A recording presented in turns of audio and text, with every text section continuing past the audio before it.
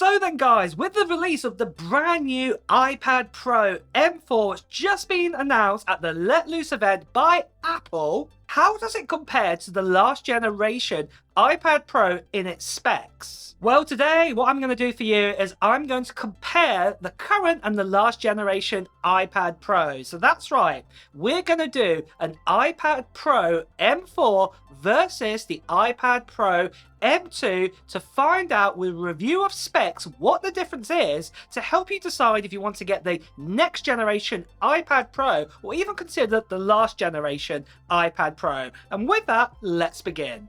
So as you can see here, what we have is we have the iPad Pro 12.9-inch M2, what came out in 2022 on the left, and we have the brand new iPad Pro 13-inch M4, well obviously it's come out in 2024. And these are the two models we're going to be comparing, and we're also going to be comparing the baseline model. So the lowest spec of both of these 12.9 and 13-inch models. And with that, let's begin then with the display type. So the iPad Pro M2 came with a liquid retina XDR mini LED display, and this was the same mini LED display that we had in the M1 iPad Pro, and it got put into the M2 as well. And then we also have this in the current 14 and 16-inch MacBook Pros too. But the iPad Pro M4 is the first one to actually have an OLED display. So this is the first time we're getting an OLED display in an iPad Pro, and this is called the Ultra Retina XDR display. The screen sizes have also changed ever so slightly here too. We used to have a 12.9-inch on the M2, but now we actually have a full 13-inch now on the M4 version.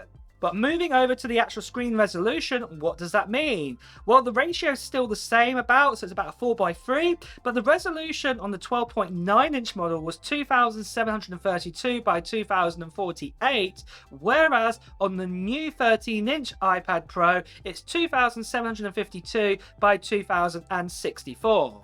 Now this may seem we're actually getting a better resolution on the 13-inch iPad Pro, but this is not actually the case. The main reason why the pixels have gone up a bit is because we've gone from 12.9-inch to 13-inch. And the best way to show this is on the pixels per inch. As you can see right here, both of these iPads still have 264 pixels per inch on the 12.9 and the 13-inch models. And one thing that Apple have now retained to keep inside all of their models, especially if they're Pro, is the display refresh rate. Both of them feature a 120Hz Pro Motion display.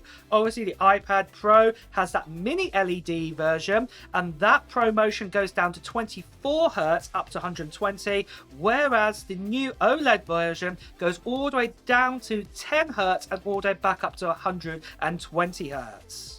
But obviously with the brand new 13-inch iPad, the screen is going to pop much more. It's going to be much more brighter, and we're also going to see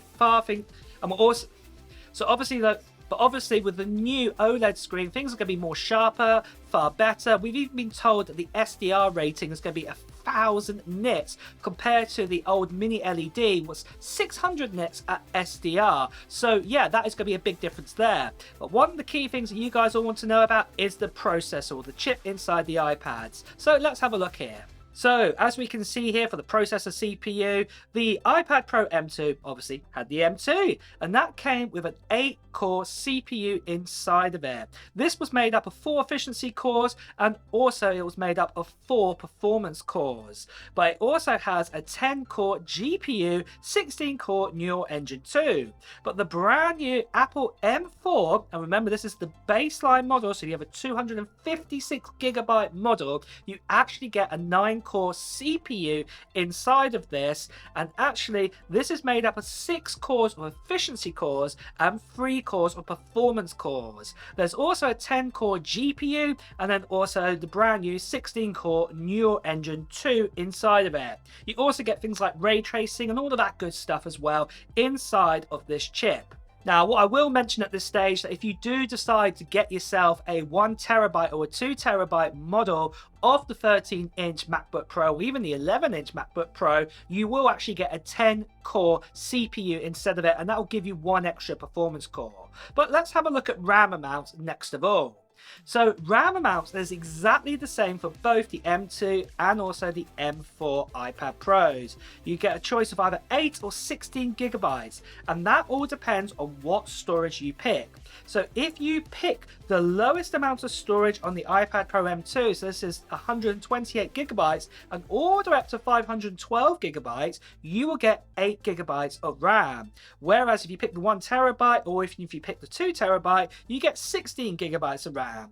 And with the iPad Pro, it's a very similar story. It starts at 256 gigabytes of storage. If you pick that or the 512, you get 8 gigabytes of RAM, but a 1 terabyte or 2 terabyte model, you actually get 16 gigabytes of RAM. But you cannot pick the amount of RAM that you want inside the iPad. And just to show you guys again here, just the storage amounts, just to confirm, and as you can see, the iPad Pro M2 does offer one more extra tier of storage, and that is the lower 128 gigabytes, whereas the iPad Pro 13-inch for the M4 starts out with 256 gigabytes of storage instead, going up all the way up to 2 terabytes. For me, I do find it a little bit disappointing that you cannot actually choose what RAM you actually want inside your iPads, whereas you can do this on any other Mac, for example. But let's move on and let's talk about the operating system next of all. So both of the iPad Pros support iPadOS 17, and it looks like that we're going to be getting iPadOS 18 in around about a month from now at the time of making this video. And with that, we're expecting at WWDC 2024 lots of new AI features and things like this that will fully explore, that neural engine and other capabilities too. But obviously the iPad Pro with the 13-inch with the M4 may be able to do 1 or 2 tasks extra compared to the M2. But we'll just have to wait and see what WWDC shows us there. But next of all, let's talk about battery life. Now, funny enough, for both the M2 and the M4 13 and the 12.9 inch, both of them actually have a 10-hour battery life.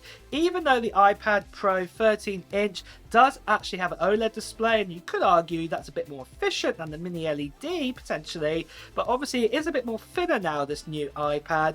We actually get the same amount of battery, so it's up to 10 hours with Wi-Fi, or if you're using cellular Wi-Fi, then it's probably more like up to about 9 hours.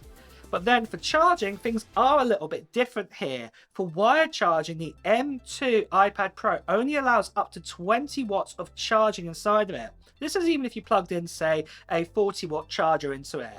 Whereas the iPad Pro 13-inch with the M4 actually goes up to 35 watts of charging. And this is even if you plugged in, say, a 40-watt charger again, it'd only go up to 35. But both of them, sadly, don't have any type of wireless charging capabilities. For me, this is a little bit disappointing, especially the part about the actual battery life. I do wish that Apple had squeezed out, say, an extra 2 hours. And why they made the iPad Pro even slimmer again, it's not something that we really needed. They could have kept it the same thickness, put maybe a slightly bigger battery. And like I said, if we got an extra 2 or 3 hours battery life, I would have, traded that up to have that and even keep the iPad Pro the same weight as the last generation, or even maybe a couple more grams more to actually have that. And talk about the weight, that's what we're going to talk about next of all. And as you can see right here, the iPad Pro M2 weighs 682 grams, whereas the iPad Pro 13-inch weighs 579 grams. That is over 100 grams less, what is really, really good to see. So we're talking around about a 1/6 to 1/7 less kind of weight inside of it. So that's really impressive to see that, but obviously, was it fully necessary? But one thing that I would say for both of these iPads is that they have no water resistance. So if you are planning on taking on vacation or holidays or anywhere with you, just make sure you don't put it near the pool or take it on the beach right near the sea, because they have not got any kind of water resistance inside of them whatsoever. To me, this is a bit disappointing that there's still no water resistance on any of the iPad lineup. Even Samsung and other companies are starting to bring this out now. So come on, Apple, get your gear together. Make your new iPads have water resistance. It can't be that hard to do if you're doing this for your iPhones right now, for example. But moving along to ports. So ports here are very similar on both models. Both of them have a USB-C port, and both of them are Thunderbolt 4 ports or USB 4 ports, what allows up to 40 gigabits per second on them. And both of them also have the iPad accessory port as well on the rear of both of the models. Then moving on to speakers, we have stereo speakers in both of these iPads, and both of them have 4 times speakers for them. So if you do want to blast out your tunes, you're going to get some good music there. But next of all, let's talk about different type of wireless connectivities. And first of all, let's start out then with 5G. Well, the great news is both of the models have 5G inside of them, but both of them do not have the new Wave technology. It looks like Apple have dropped this now. The iPhones have this, the newer iPhone Pros have these, for example, but they don't have them inside the iPad. Apple have dropped this, maybe because Wave has not been a big rollout or big success as we thought. So if you do look at a new Wave carrier there or mast, then you're not going to actually receive that. So yeah, bad news there. But moving on to Bluetooth technology is very similar on both of these iPad Pros. We actually have Bluetooth 5.3 on the iPad Pro M2, but we have the new 5.5 on the iPad Pro. Then for Wi-Fi and connectivity there, the iPad Pro M2 has Wi-Fi 6, whereas the iPad Pro 13-inch has Wi-Fi 6E, but no Wi-Fi 7 just of yet. So there definitely seems to be some upgrades there in kind of connectivity with the iPads, but whether you utilize that, that's up to you. But next of all, let's talk about the cameras on these iPads. So starting out with the rear cameras, and this is something what you can really obviously see here, we actually have a dual lens on the iPad Pro 12.9 M2, where we only have a single lens now on the iPad Pro 13-inch. And on that M2, we used to have a 10 megapixel wide, and on that M2, we used to have a 12 megapixel wide, a 10 megapixel ultra wide, and obviously we can record up to 4K video and have the LiDAR sensor. But now we've only just got the 12 megapixel wide and record up to 4K video and the LiDAR sensor on the iPad Pro 13-inch. There is no ultra wide lens anymore on an iPad Pro M4. But moving over to the front of the cameras, things are a little bit different here. On the iPad Pro M2, we have a single lens here. What is on the side was on a vertical camera. It's a 12 megapixel center stage 4K camera, whereas the iPad Pro 13-inch now has a landscape single lens, what's a 12 megapixel center stage 4K camera too. And that's it, guys. That is all the different specs and differences between them. But I know what you want to see. You want to see what the price difference is between both of these models. Well, let's have a look at the differences of price of when they were both launched. So as you can see here, the iPad Pro came out at $1,099, and that gave you the 128 gigabyte model.